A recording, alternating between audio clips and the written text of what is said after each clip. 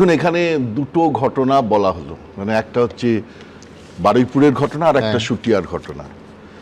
দুটো ঘটনার মধ্যে একটা কমন থ্রেড আছে, সেটা হচ্ছে দুটো ক্ষেত্রে কিন্তু ধর্ষণের একটা বিরাট ব্যাপার আছে। মানে বরুণ বিশ্বাসের ক্ষেত্রে ৮০ জন মহিলা অভিযোগ জানিয়েছিল যে তারা বিভিন্ন এজের তারা ধর্ষিত হয়েছে।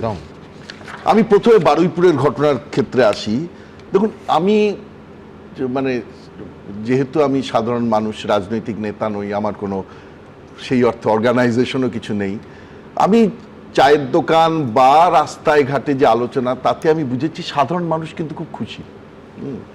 তারা খুশি এই কারণে, এর ক্ষেত্রে এই বারুইপুরের ঘটনায় নাম নিতেও ঘেন্না লাগে। তার কোনো সহানুভূতির জায়গা নেই। যে নিজে স্বীকার করেছে ওই নৃশংস পাশবিক অত্যাচার করেছে 11 বছরের মেয়েটির উপর, তার মা তাকে ডিজোন করেছে, তার স্ত্রী তাকে ডিজোন করেছে, তাকে সমাজ ওন করতে যাবে কেন? এটা হচ্ছে তাদের পরিষ্কার ঘটনা। এবং এটা যে হলো, তার কারণটা হচ্ছে এই যে খুশির ব্যাপারটা, এটার কারণ হচ্ছে মানুষ হয়তো বিচারের কথাই বলতো, কিন্তু গত 15 বছরে একটা রাজনৈতিক সদিচ্ছাও আমরা আগের রাজনৈতিক নেতৃত্বের কাছ থেকে দেখিনি। তার কারণ আপনি দেখুন, কামদুনি প্রথম পার্ক সার্কাস থেকে শুরু হয়েছিল, কামদুনি, হাঁসখালি, অভয়া, প্রত্যেকটা ক্ষেত্রে মানুষ দেখেছে যে সর্বোচ্চ নেত্রী দাঁড়িয়ে থেকে এই ধর্ষকদের কি করে মুক্তি দেওয়া যায় তার ব্যবস্থা করেছে। এখন যখন একজন সরকারের প্রধান হিসেবে এসছে, যে এই সদিচ্ছা দেখানোর কথা বলছে, দর্শকদের শাস্তি দেব বলছে, তখন তারা খুশি হচ্ছে।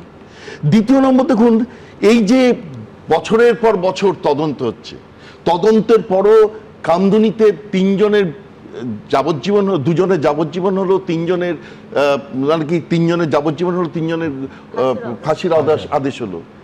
তারপরে কিরকম বস্তা তদন্ত করলো, যে তদন্ত করলো তা এখন সাসপেন্ডেড হয়ে আছে সেই পুলিশ অফিসার, কিন্তু তার ফলে তারা বেকসুর খালাস হয়ে গেল।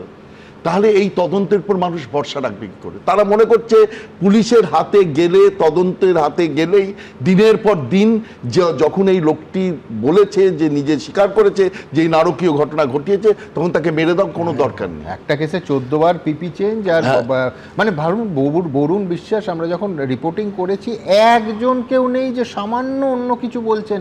মানে একটা গোটা জনগোষ্ঠী যার নামে মানে কপালে হাত থাকাচ্ছে, সে বিচার পেল না, যার ফিল্ম হলো এবং সেই ফিল্ম জনপ্রিয় হলো, কিন্তু শুধু সে বিচার পেল না। মানে এই ক্ষেত্রে তো আমি প্রথম বলবো, বারুইপুরের ক্ষেত্রে একটা ফাস্ট ট্র্যাক কোর্ট করা হচ্ছে, কিন্তু উল্টো দিকটাও আছে। দেখুন, এই যে বরুণ বিশ্বাসের কেস, এই যে রুল অফ ল কিন্তু ভায়োলেটেড হওয়া উচিত না। বরুণ বিশ্বাসের কেসে ধরুন, যারা ধরা পড়লো তাদের কাউকে যদি মেরে দেওয়া হয়, কারা চক্রান্তটা করেছিল, তাহলে সেই চক্রান্তটা তো ধরাই পড়বে না।